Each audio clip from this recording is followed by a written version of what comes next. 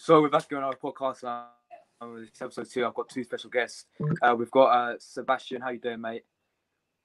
Yeah, I'm not bad, thank you. And of course, RD12 back again. How you doing? Yeah, I'm good, thank you. Yourself? Yeah, I'm alright, bro. Thanks for asking. And obviously today we're back to a podcast and we talk about all transfer news. We've got, I think, 2 days left until this transfer window ends. And we're going to get into continuing our keeper sale as well that we didn't do last episode. But yeah, we're going to continue that as well. So let's get right into it. Before I do start, let's talk about the Burnley game. A good old Burnley. I'll start with you, Seb. Obviously, you was at the game, right? You went to the Emirates and all that. And 0-0, pathetic performance. What do you make of the game? I have to say, very boring. It really wasn't the most entertaining of games. But the thing is, that 11 should have been good enough to go out there and beat Burnley. But if you're playing the same like every single week and they're getting knackered, then what do you really expect? And we kind of knew what Burnley were going to play. Literally park the bus, try not to concede a low block and play a low block. But we just couldn't brave them down. And to be honest with you, it was two reasons why we didn't win that. First of all, was because we haven't got a clinical striker. Lacazette is good, but he's not a clinical striker. And sorry, you've got to be finishing that chance. That was on a plate from Smith Rowe. That run on a plate, you've got to be finishing that. And secondly, there still wasn't that drive from midfield. There wasn't really.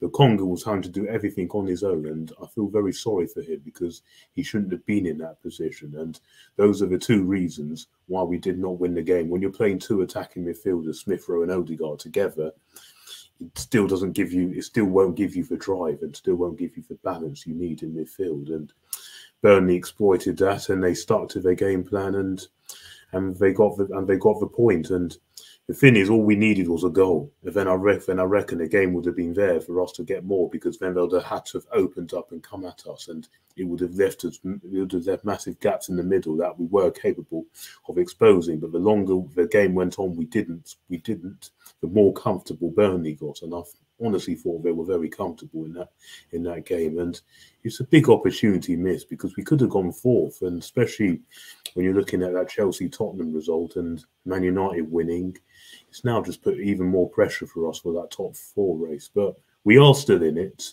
so we're not completely out of it. But we've really got to get our act together, because we've got some more harder games coming up. Yeah, man, 100% agree with you. And what about you, RD12? Obviously, we did our fan cam, and you was pissed, same as me. But quickly go over, what was your thoughts over the game? I don't know why I'm still embarrassed, you know. I really don't know. I mean, we had still plenty of chances to win that game, even though we didn't really create anything. We just didn't. Despite we had 20 attempts, 5 on target, 75% possession, but it means nothing when you're not creating anything. We only tested Pope, twice? And yeah, that was about it, really. Also, you know, that Lacazette chance, which was just...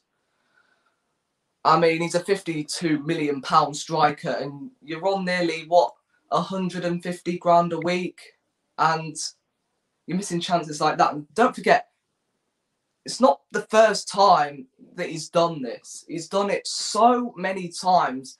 I remember the Liverpool game last week in the Carabao Cup. Goes for own goal, ballooned it over the bar. He did it against Liverpool again. Don't forget, last season, I think. And then I remember he did it against Leicester a couple of times as well. And I'm like, come on, man. And I don't want to be on his back too much, because whenever he has come into the team, he has definitely made an impact in this team. But man, you've got to be scoring those chances. I mean, you know, the game plan, I mean, all we did was just hoof the ball down the flanks to Saka and Martinez. That's it. That is it. We only just played it down the flanks and crossed the ball. And I didn't know we grabbed Carnham out of retirement. I really didn't. Because, you know, the real striker we need, if we want to get those crosses in the box, if that is our plan, then we need someone like Calvert-Lewin who's got a great leap on him. But watch us, if we were going to get Dominic Calvert-Lewin, watch us that we won't put any crosses in the box. It's just where it is, really. Great opportunity to get that top 4 spot, and we blew it. And Wolves up next. I mean, they're playing some good football. So how are we going to beat them? We have not got a good record recently.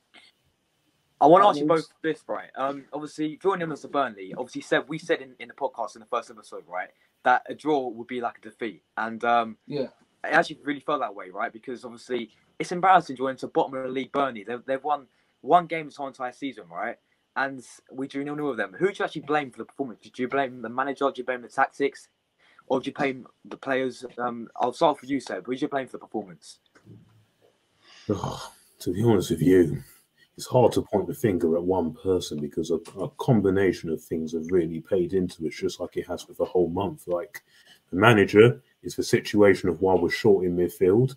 The players, partly their fault for not performing.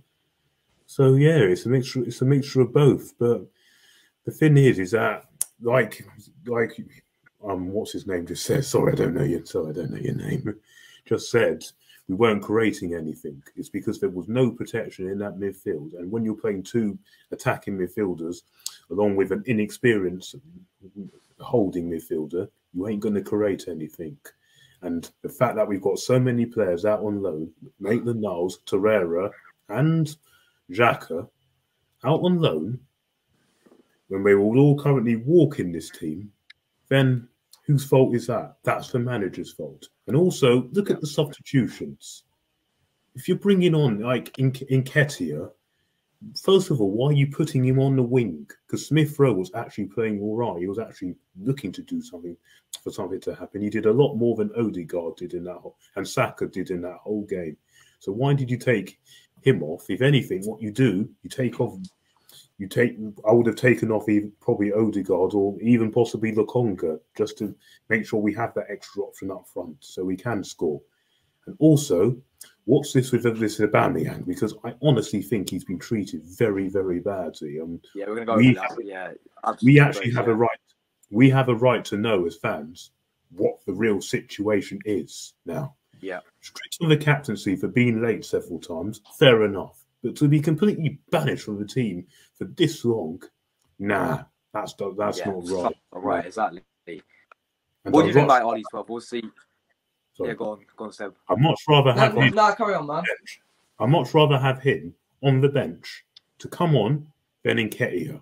And that ain't even a debate. Form might have dropped off this season. It has. But he can still get you goals. And to be very fair, at the start of the season, he wasn't actually playing badly. It's only as of before he got the captaincy stripped, that run of form, that was poor. And some of last season. So, especially if we do not sign a striker this month, we need to sit down with Aubameyang and find out what the actual issue is and try and make peace. Because this is not a good look. And we've done it with several players before in the past. It's wrong. Yeah, coming to Ollie's 12, right? Who do you blame for the performance? Personally, right, I blame the manager because I'm sick and tired of him. He's obviously, I know he won the CFA Cup, right? He won the Community Shield, but I look at it and I think he's got us back-to-back eighths in 2 seasons in a row since he's been here, right? He's right now we're in 6th position, but we had a chance to go top 4, and countless times I think his tactics have actually cost us in Europa League final. That's a prime example against Villarreal. So who do you blame him for the performance against Burnley? I think it's a mixture of both. I think it's the manager and the players. For me, even though the management from start to finish was just so lackluster, was so slow. The substitutions. Did we make?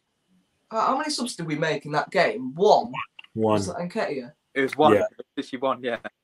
Yeah. One. I mean, why not chuck on Nuno Tavares? I mean, Kieran Tierney was all right defensively, but my God, that guy was poor going forward. He did not help Martinelli at all down that left-hand side. Neither did Ben White. and there was even a couple of times where he got caught out. So yeah, look, we could have thrown on Tavares. We decided to bring on Nketiah. To be honest, he didn't even play that bad when he came on. But did he really get any credit in that game? No, because he didn't score or assist. So I would bring Aubameyang back for me. Yeah, we're going to get on to that now, actually. So moving on, we're going to get on to some transfer news. So we're going to quickly share the screen and all that stuff.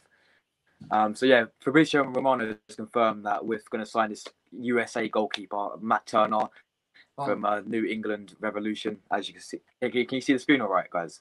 Yeah. Yeah. Yeah. So it says Matt Turner to Arsenal from New England Revolution. Done deal confirmed. Full agreement for 7 million plus 3 million bonuses. Now time for the paperwork. I'm signing on for Seb again. What do you think of this geezer? I've never heard of him in my life. I'll be honest. Neither, mate. Me neither. But from what I'm currently reading of him, he seems to be a very good keeper from America, like America's like number one keeper. So yeah, it's not a deal that's really exciting, but I can understand why we're doing it, especially it does look like Leno will be leaving sadly very soon. He's not even going to be coming in this January. Yes, in the summer, so it's not really exciting. Oh, is it in the summer? Yeah. They did actually say he will join in. He will join in the summer and not January. It does actually say there. So, so it does. For forward thinking from that does actually make a bit of sense if Leno doesn't want to stay. But again, it's not really. I mean, Seb, obviously you're a massive fan of Leno, right? And yes, I actually want him to stay. To be honest, I know Ramsdale's playing first choice at the moment, but I reckon he's a sick backup, or he can still challenge for number one as well. I mean, what do you think about that? Leno, would you keep him? I think you would, mate. I really want him to stay, but yeah. I'll be very honest with you. If you're not really getting much game time and you've got a World Cup year to look forward to, and you probably will want to be playing more regularly, then you can understand him wanting to go. And now that we're out of every competition and just fighting for top four in the Premier League, he's not really going to get more opportunities as much as I really want him to. I still think he's a world-class keeper, and he's a top shot stopper, and definitely very capable of doing a great job. As we've seen the times he has come in, he's done very well. One of the few fringe players that have actually come in and actually performed. But yeah, I can see where this is coming from, and maybe they are looking to sort the situation out so we're not stuck in that department. And whether I think this is a good deal or not, time will tell, because I've never actually seen him play. But yeah, it's an interesting one. What do you think about RD12? Do you think he would be a good signing for us? I have no clue. I would actually rather want to see players like Okonkwo given a chance in goal. Yeah, he made one silly error in that pre-season game, but again, has he really been given a real chance in this team? Not really.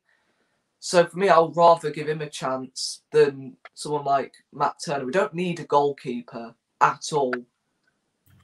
I've actually been entitled to disagree with that. If Leno does leave, I think we kind of do, because Okonkwo, I would actually be willing to send him out on loan, just like we've sent Hine out. I think we just need to be very careful what we actually do. But it's your opinion if you don't think we do. Yeah, I guess.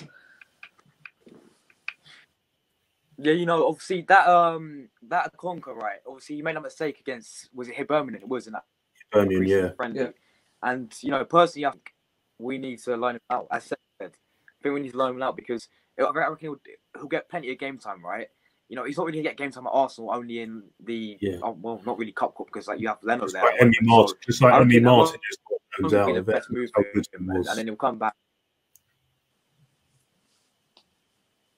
Yeah. Moving on, we've got Aubameyang now. So yeah, I've got Aubameyang. Yeah. So I'm going to start off Seb, what's your thoughts about Aubameyang? He's been linked with moves away, Saudi Arabia. You've got, I think, Barcelona, Juventus are in for him. And at the end of the day, right, he's sat there. He's been isolated out of the squad. Let's be real. He's been absolutely isolated. Also, gone to Dubai. I think. Yeah, Dubai. Yeah. Gone training out to Dubai, and you know he's been out there, and so I didn't get he's actually so man. You got Jack Wilshere going instead of in front of him. So would you keep Aubameyang? Yes, I would actually, especially if we don't sign another striker, then it's a yes. But it does actually look like. Am I really lagging? Yeah, a little bit. Yeah. Yeah. Yeah, a little bit. You fair now?